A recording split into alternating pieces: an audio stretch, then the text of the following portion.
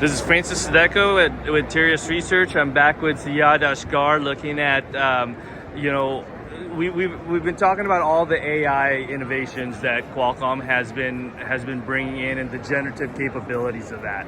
And one of the big issues that everybody's asking is obviously, when you can create basically any image, it's very easy to do. There's a lot of temptations for bad actors to do what they do.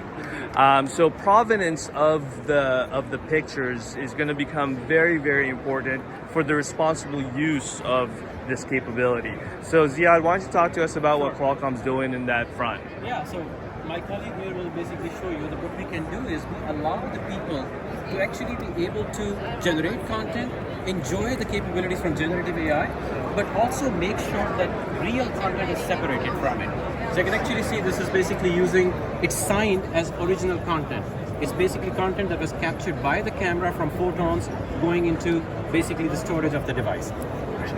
Now what we do is basically we go ahead, we take this image, and what he'll show is that we'll actually modify it at this point in time. So this is actually control, like exactly what we were discussing earlier, where you can take the image on the left. So he's choosing an image. And what we can do is once he chooses the image, you can put in the text query to explain how you can modify that image. But now the whole purpose over here is to be able to separate. So he's chosen the image, and we can now say the input. So he's actually able to talk to the device that he wants to say. He wants to see the red thing able to talk to he's him. picking up your... Yeah, I'm gonna type it. Sorry, I'm gonna stop talking so you can type it in there. Too much ambient noise here. Yeah.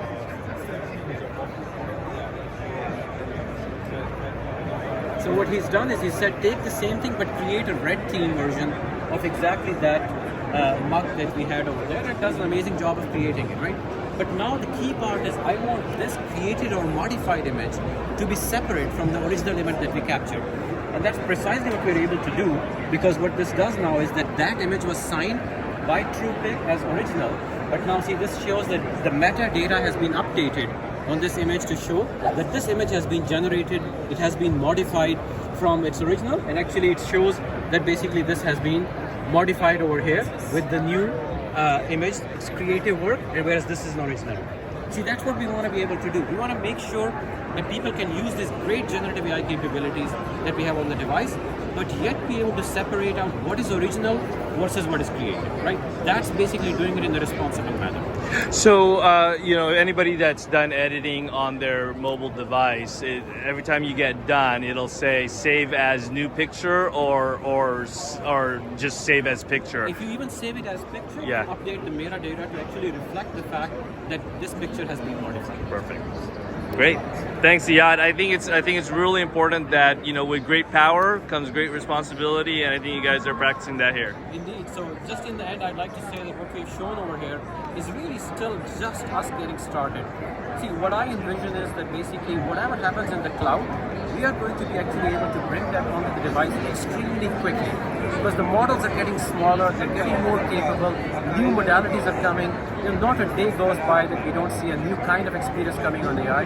But what we have created within our products from a hardware, software perspective allows us to be able to really bring that onto the device extremely quickly at a very low power consumption. Brings in the benefits of privacy, brings in the benefit of sustainability, lower power consumption, and personalization like we talked about earlier. I think really unique advantages. And then we still have the cloud on the side. When you want to be able to go to much larger models, you can go onto the cloud.